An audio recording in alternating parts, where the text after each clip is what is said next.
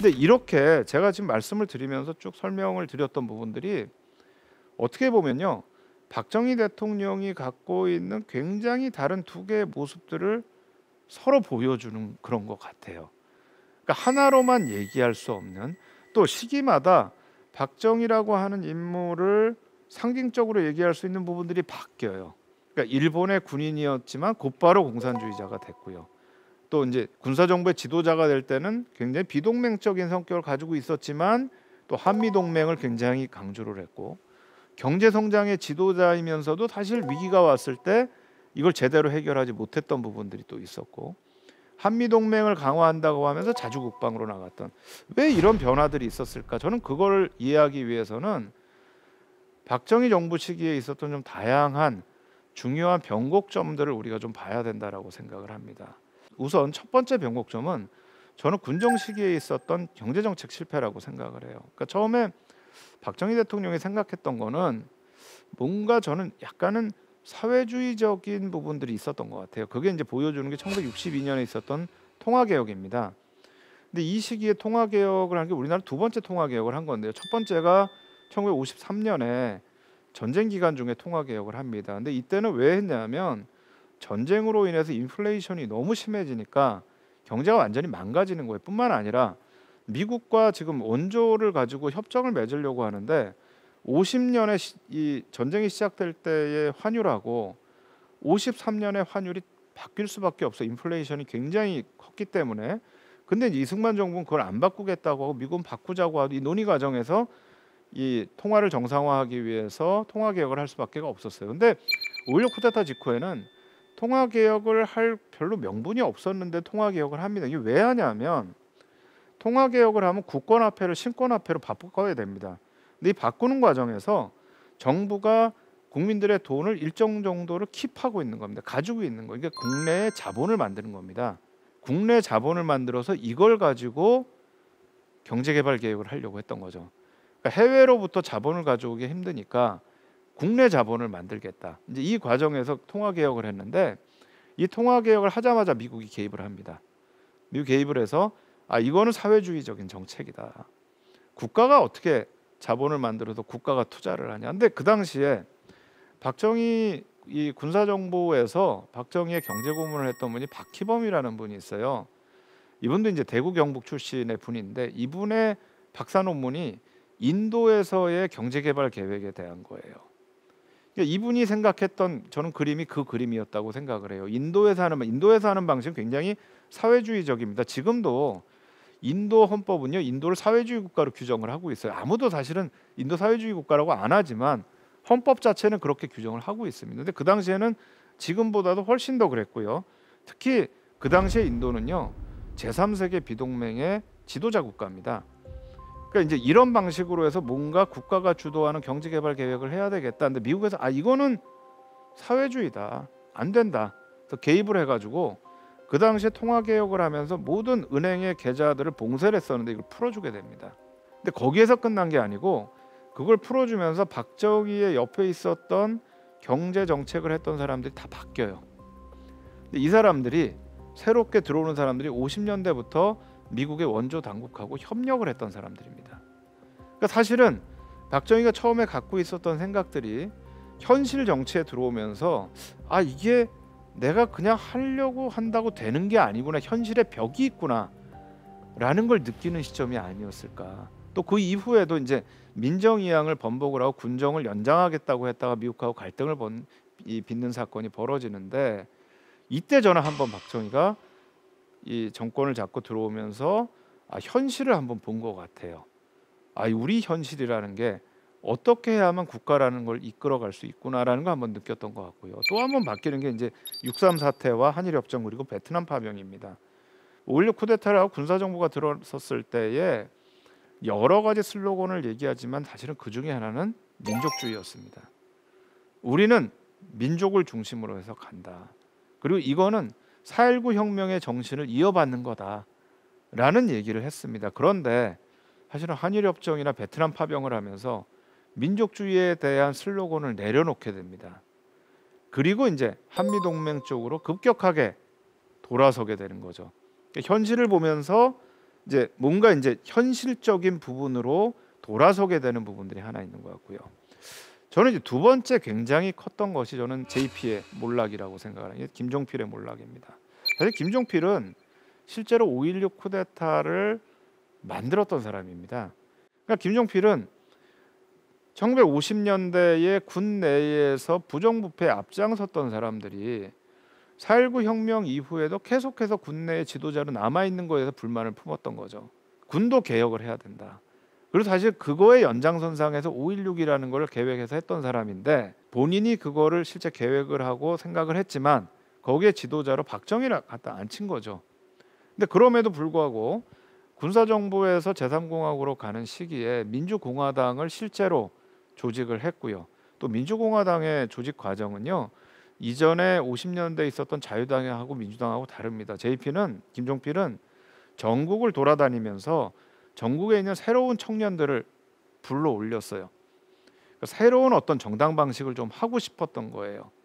그래서 이제 민주공화당이라는 걸 만듭니다. 근데 사실 미국의 입장에서는 이게 좀 이상해요. 예전 정당하고 달라요. 그것도 굉장히 비밀리에 지방을 다니면서 사람들을 모은단 말이에요. 이거 혹시 공산당 만들려는 거 아니야? 라는 오해까지 받았었어요. 근데 그럼에도 불구하고 한일협정을 결국 성사시킨 것도 사회적 논란을 일으켰지만 그럼에도 불구하고 그건 김종필이었고요. 또 민주공화당 내에서 박정희의 권력을 탄탄하게 한 것도 김종필이었습니다. 그런데 1969년에 삼선 개헌을 하면서 김종필이 몰락을 합니다. 1964년 헌법에 의하면 박정희는 연임만 하게 돼 있어요. 그렇게 되면 1963년 선거를 한번 하고요. 67년 선거를 한번 하면 71년에 그만둬야 되는 거예요. 그럼 이제 그 다음에 누가 할 거냐라는 거죠. 그랬을 때에 당연히 나오는 얘기가 5.16 쿠데타를 주도했고 민주공화당을 만들었던 김종필이어야 되는 게 아니냐. 근데 삼선 개헌을 하게 되면서 결국 김종필은 몰락을 하게 됩니다. 근데 김종필이 몰락을 하니까 무슨 상황이 오게 되냐면 박정희를 견제할 수 있는 사람이 없어지는 거예요. 그러니까 어떤 지도자가요, 자기를 견제할 수 있는 사람이 있느냐 없느냐는 굉장히 다른 것 같아요. 이게 견제할 수 있는 사람이 있으면 그 사람하고 의논을 하게 되고 내가 뭘 할 때 이걸 해도 될까? 또 날 견제할 수 있는 내 측근 저 사람이 이거를 허락을 해줄까? 이런 고민을 할 수가 있는데 그게 없어지고 나면 그 다음에는 아무도 옆에서 이거를 체크할 사람이 없는 거예요. 그러면 이제 성격이 바뀌게 되는 거죠. 사실 저는 그걸 잘 보여주는 게 60년대와 70년대에 관료 구조가 바뀌는 것 같아요. 그러니까 이 60년대만 하더라도요, 그 당시가 가장 모범적인 관료제가 있었던 시대라고 평가를 받습니다.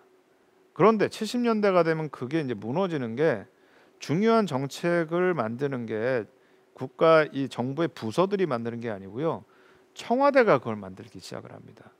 그러니까 제일 중요한 정책들은 청와대 내에 비서실에서 다 이게 만들어져요.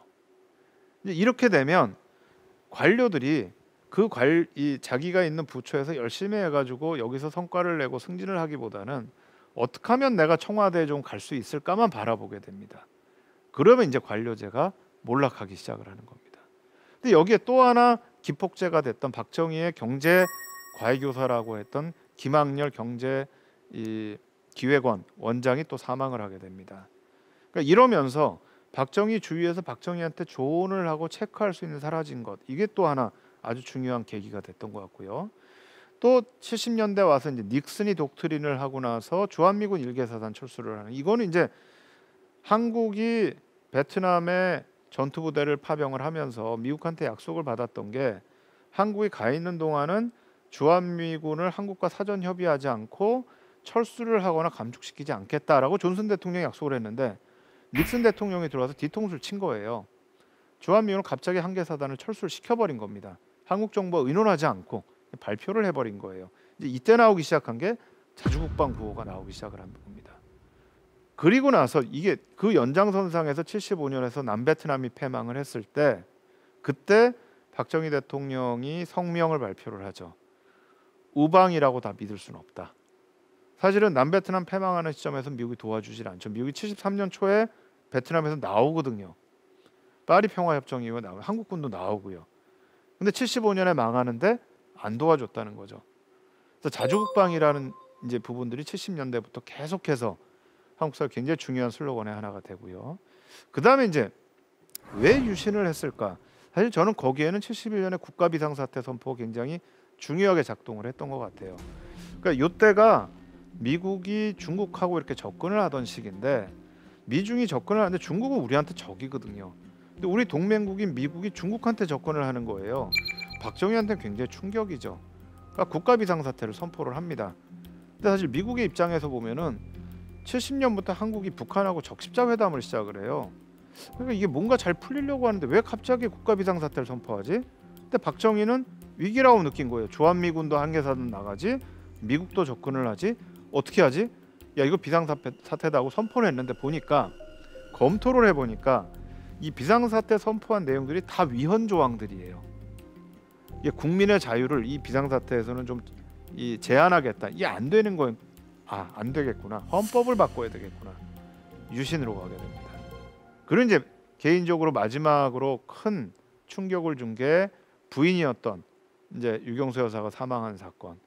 그다음에 이제 코리아 게이트와 카터로 가면서 미국과의 갈등.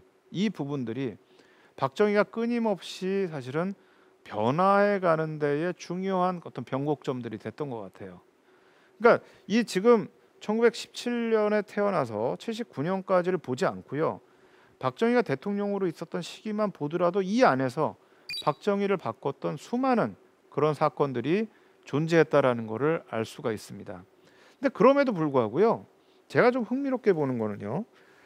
관통하는 부분이 있는 것 같아요. 이념적으로 관통하는 게 아니고 국가 운영 방식인데요. 일단 강한 지도자 그리고 그 강한 지도자가 이끄는 강한 국가라고 하는 부분은 관통을 하는 것 같아요. 이게 이제 국가혁명과 나에 보면 박정희가 본인이 본받아야 될 4개의 어떤 지도자와 모델 얘기를 합니다. 이 순서대로 보면 맨 왼쪽이 이집트의 나세르입니다.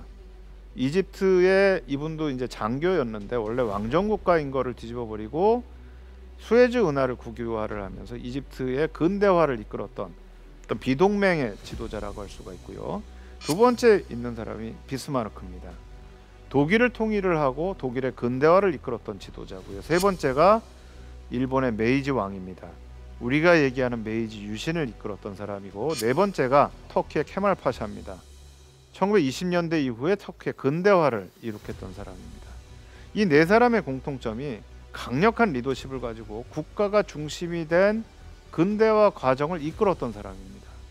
근데 박정희 시대를 통해서 박정희란 개인은 조금씩 이 변화를 겪어갑니다. 아까 말씀드렸던 변곡점을 통해서. 그러나 박정희가 만들려고 했던 사회와 박정희가 만들려고 했던 또 박정희가 추구했던 그런 또 국가 정치 시스템은 큰 틀에서는 초질관하게 갑니다. 강력한 국가, 강력한 지도자. 사실 이게 어디서 왔는가? 제가 주목하는 것은 만주입니다. 근데 박정희가 젊었을 때 가장 이 혈기왕성하고 가장 이 머리가 잘 돌아가고 생산적일 때 영향을 받고 있었던 곳이 바로 만주입니다. 근데 이 만주는요, 일본의 군국주의자들이 이상국가를 세우려고 했던 곳이 만주입니다. 이 왼쪽에 있는 사진이 이제 만주에 세웠던 어떤 공장들이고요. 그래서 이 만주에서 일본이 처음으로 경제개발 5개년 계획을 실시를 합니다. 그 전에도 뭐 이 홋카이도나 다른 지역에 했던 적은 있지만 본격적으로 경제개발 5개년 계획을 처음 하는 거는 바로 만주에서 합니다. 그다음에 이제 오족 협화라고 해서 만주에 너무나 많은 이 소수민족들이 살고 있기 때문에 이 오족이라고 하는 다양한 민족들이 하나로 좀 협해야 된다. 이게 뭔가 국가를 중심으로 해서 사회가 통합돼야 된다라고 하는 메시지. 뭔가 어떤 강력한 국가 시스템을 가지고 국가가 주도하는 경제를 통해서 이상적인 사회를 만들어야 된다. 근데 이게 처음에는 60년대는 잘 안 된 거예요. 특히 이제 아까 제가 말씀드린 것처럼 미국이 이거 사회주의 체제 아니냐, 안 된다 해서 요 부분들을 결국 포기할 수밖에 없었는데 70년대에 가면서 이제 유신으로 나아가면서 요 부분들이 발현이 되기 시작을 한 거죠. 근데 초지일관 어쨌든 강력한 지도자가 강력한 국가를 통해서 뭔가를 해야 된다라는 생각은 계속됐던 게 아닌가. 그래서 결국은 많은 변화를 겪었음에도 불구하고 큰 틀에서 국가와 지도자라고 하는 또 이런 부분은 또 변하지 않고 계속됐던 부분들이 있었던 것이 아닌가라고 생각을 합니다.